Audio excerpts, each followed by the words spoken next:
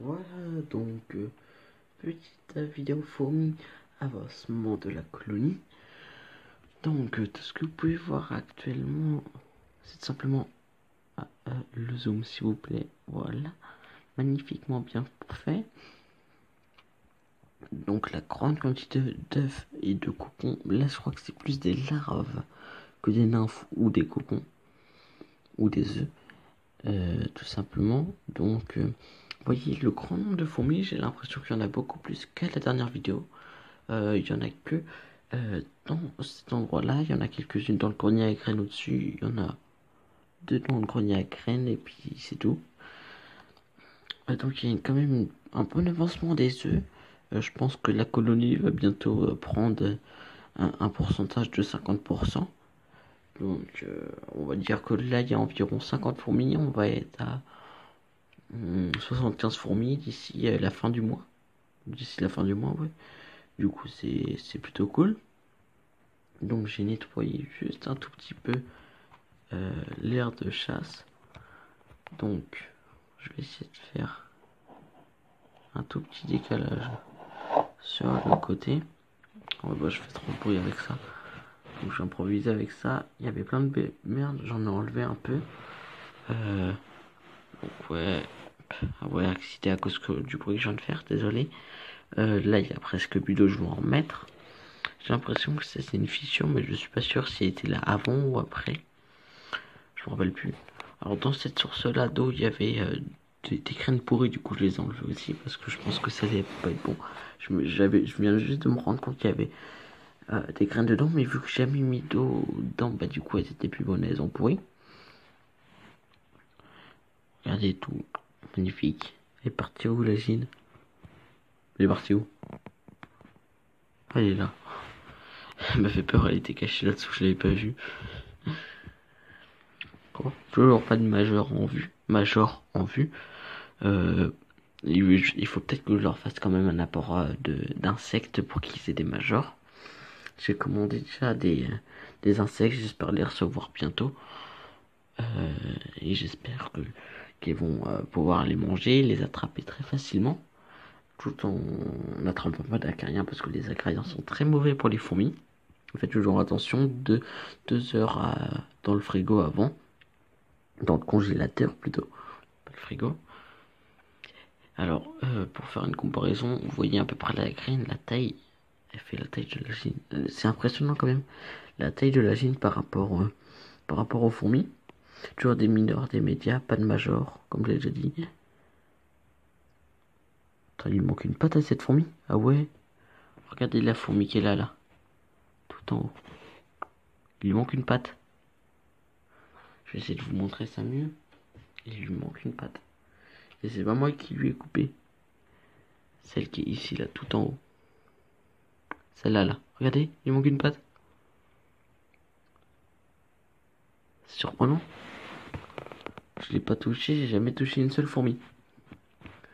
Donc il lui manque une patte comme ça. Je crois même qu'il lui manque deux.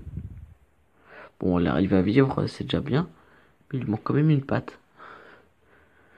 Peut-être lors de la naissance, une qui est tombée, je sais pas si ça vous est déjà arrivé.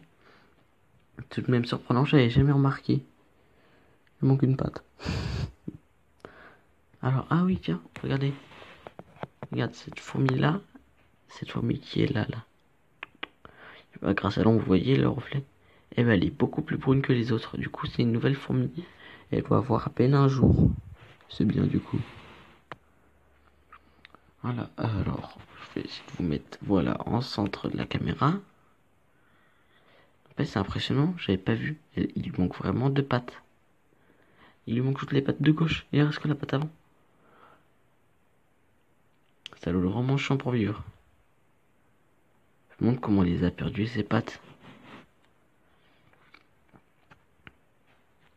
Dites-moi, vous, si vous avez déjà vu des fourmis sans pattes, sans que vous les ayez arrachées. Parce que je sais qu'il y a beaucoup d'éleveurs de fourmis qui me regardent aussi. Et qui font aussi des vidéos. Du coup, je sais pas, regardez l'enfourmilière. Moi, il manque deux pattes à ma fourmi. What? Bon, bref. Du coup, voilà, fin de la première merde. fin de la première partie vidéo. On va en faire que 2 au lieu de 3 maintenant, pour éviter de faire des trop longues vidéos. Bref, sur ce, je vous souhaite bonne fin de journée. Surtout moi, ça va être une bonne fin de journée sur ce petit ellipse. Voilà, donc petite observation de colonie. Donc tout de suite, ce que vous pouvez voir, c'est tout simplement ce tas de sable. Simplement ici, là, un bon gros tas de sable qui sont servis comme comment on peut appeler ça, comme protection, comme matériau de construction. Donc je vais vous expliquer pourquoi. Là, vous avez peut-être déjà remarqué. Bon, il y a plein de sable. J'ai essayé de faire une décoration, mais je me suis foiré. Donc je vais essayer d'expliquer tout en détail ce qui s'est passé et pourquoi le nid est comme ça, tout simplement. Donc ce qu'on va pouvoir voir tout simplement, c'est qu'en fait maintenant c'est du plâtre. Et ça va être tout simple, je vais vous expliquer pourquoi c'est du plâtre. Simplement, je sais pas si vous voyez, mon flacon, mais il est quasiment vide. Il y en a qui repèrent peut-être l'erreur, tout le problème que j'ai eu tout de suite. Le flacon était comme ça. Voilà, ici, sauf qu'il était mal fermé. Voilà, vous avez compris, tout l'anti-évasion s'est renversé dedans. Et comme je sais que l'anti-évasion ça dure très longtemps et qu'il y en avait vraiment une tonne, mais vous allez peut-être regarder, il y a tout le cri que vous voyez là contre le mur, c'est de l'anti-évasion. Mais il y en avait sur tout cet endroit-là.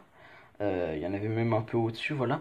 Donc au lieu de gaspiller de la colonie et de la laisser rentrer à l'intérieur, j'ai décidé de mettre du plâtre et mettre du sable par-dessus pour faire une déco, sauf que le sable n'a pas pris parce que j'ai mis trop tard.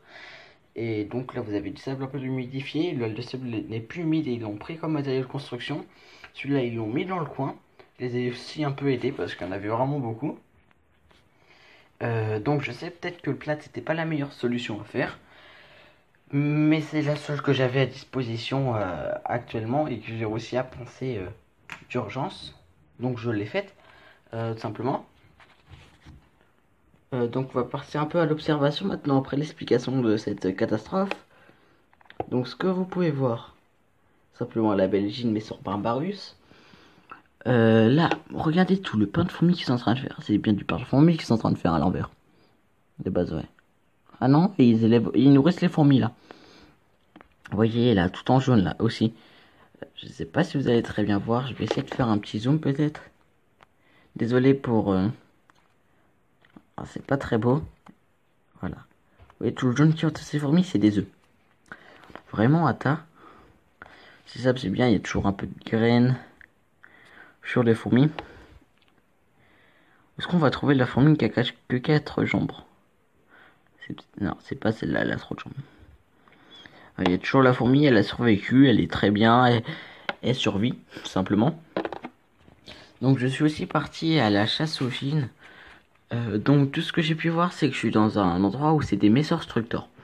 Donc je sais pas si certains en connaissent, c'est des messors, du coup ils sont granivores. Ils sont granivores tout simplement. Et du coup c'est ceux qui se trouvent, c'est l'espèce endémique du 49. Avec les essaimages en mai ou en avril, je sais plus, avril, mai, juin je crois. C'est un truc comme ça, du coup la fin mai, il y a eu une série d'essaimages. Malheureusement j'ai reçu en choper aucune, je suis assez déçu. Mais je tenterai ma chance peut-être plus tard. Il n'y a pas eu trop de grosses pluies et de grosses chaleurs, c'est peut-être pour ça surtout que j'ai pas réussi à en trouver beaucoup. Voilà, vous voyez tout, magnifique. Toujours, je mets de l'eau tous les jours. Avant je mettais que le matin et le soir, maintenant j'en mets à chaque fois que c'est vide. Comme ça il y a toujours une bonne hygrométrie dans le lit. Tout ce côté là est toujours humide, tout ce côté là est toujours sec. Et ils vivent bien. Donc elles sont quand même concentrées dans un truc avec tac, tout ça là. La lampe chauffante qui est activée que quelques fois, pas très souvent. Et voilà, tout simplement. Voilà, c'est du coup tout ce que j'avais à vous dire dans cette petite vidéo. Donc je vais essayer de faire des vidéos pire d'une seule observation de fourmis. Vous me dites si vous préférez à 3, à 2 ou à une seule avec quelques petites choses supplémentaires. Bref, j'espère que cette vidéo vous a plu. Heureusement, ce n'est pas une vidéo suivie de l'élevage, c'est pas une partie suivie de l'élevage, même si vous le voyez là, c'est préparation à la prochaine colonie de fourmis. Donc, ce que je peux vous dire, c'est tout simplement que j'ai déjà vu quelques gines. J'ai vu une gine ailée et 3 princes ailés. Donc, les essaimages vont arriver dans très peu de temps. Donc j'ai décidé de finir la préparation de mes nids et de l'emplacement où je vais les mettre. Donc la colonie sera placée dans ce nid-là et ne sera pas dans cette maison-là, elle sera dans une autre maison, même si ça reste ma maison. Ça sera une autre maison, donc c'est le nid avec le nid en dessous. J'ai fait quelques petites modifications afin d'obtenir que une colonie survive avec de l'eau et autres. Donc déjà j'ai fait deux trous, il y en a de chaque côté. Là ce n'est pas un trou pour arriver au nid mais c'est un trou d'eau. Comme vous voyez c'est un peu humide ici, j'ai essayé de mettre des gouttes d'eau déminéralisée comme c'est ça. Alors le bidon ici est fini, bon en même temps il en reste à peine 200 millilitres. Donc normal qu'il n'y en ait plus. Après là j'ai une bouteille d'un litre remplie d'eau déminéralisée. Donc ça devrait me suffire pendant encore très très longtemps. Toujours un peu de graines ici. Et là du coup le nid.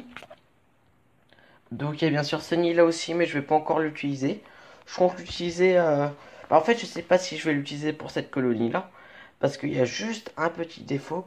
Donc déjà attends je vais enlever le... Voilà. Du scope double face. Du coup c'est enlevé. Donc le seul petit défaut, c'est que l'aire de chasse, eh ben, elle est assez grande, mais regardez la distance qu'il y a. Donc soit je mets de l'anti-évasion tout le tour et elles vont pas passer au-dessus, soit elles vont passer au-dessus et je me fais niquer. Donc je sais pas du tout si je les mettrai dans ce nid-là.